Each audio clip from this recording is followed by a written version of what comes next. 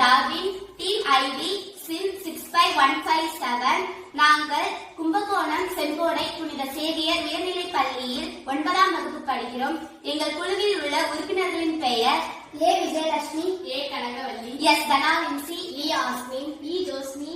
நாங்கள் SIDP 3.0விற்காக ஒரு செயற்திட்டம் செஞ்சிருக்கிறோம்.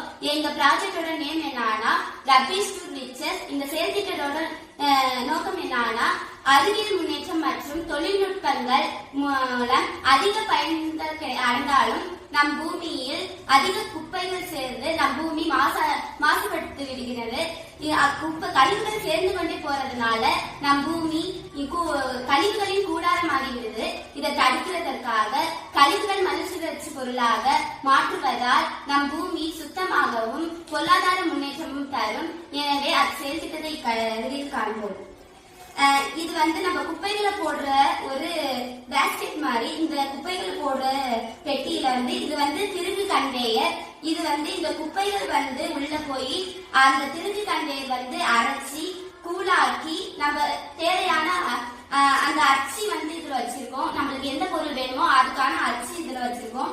அந்த அச்சு வழியா உள்ள போய் நம்மளுக்கு தேவையான பொருட்கள் மோல்ட் ஆகி வந்துருது. இதை போட்டு காமிக்கிறேன்.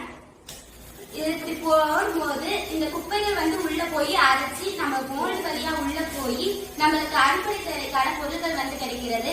இதனால் நம்ம கழிவுகளையும் குறைக்கிறோம், நம்மளுக்கு தேவையான பொருட்களும் கிடைக்குது, நம்ம பூமியும் சுத்தமாகுது, நம்ம பொருளாதார முன்னேற்றமும் அதிகரிக்குது. ஆகவே இந்த திருகு கண்டை சுத்தி